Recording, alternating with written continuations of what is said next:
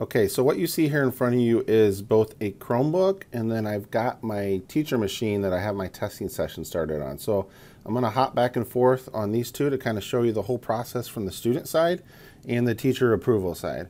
So you'll notice I'm on the sign in screen here on my Chromebook and I'm not signing in. I'm going to go down to apps and then we are going to launch the Air Secure Test.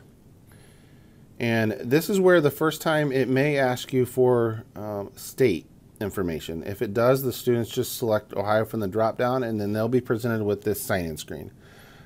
So what you're going to see here is first name, student ID. So we are going to enter that information. Okay, so you see I've got my student ID, my name in there, and now I've entered the session ID that is on the teacher's screen.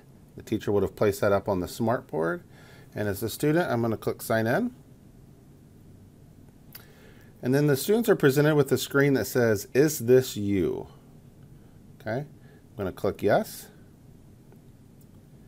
And then the students are presented with a screen that has all of their tests listed. So if you have a student in, for example, 3rd grade, the students will see both reading and math on this screen. But the only thing that will be active are the ones that you have started in your testing session. So if I'm giving the math test that day, the math one will be active and the reading will be grayed out. So I see where it says start OELPA. I'm going to click on the arrow here.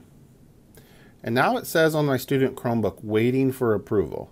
So let's go ahead and go back up to the teacher's testing session. And what you're going to notice is in the right-hand side here, I have a list of approvals. So I have one student listed. It's important to note if you have, for example, 20 students in the classroom, you might want to wait until you see the number 20 there. If you see 19 and you have 20 students, chances are you have a student that has not yet selected their test. They are not on that waiting for approval screen. So I'm waiting for approval, and as the teacher, I'm going to click on the approvals, and I will see this window pop up here. I can approve individual students with this green check mark here, or you'll notice at the top there is an approve all students. So I'm going to approve all students, and I want to confirm that I want to approve them all, and I'm going to say yes. And now what you're going to see on the student's Chromebook, it now activates their test. It goes into a session where it says, is this your test? It may have some instructions for the students, and then you will notice once the students go through that, they can click the next step. They can test their audio playback. I'm going to click on the information there, and I'm going to say I heard the sound.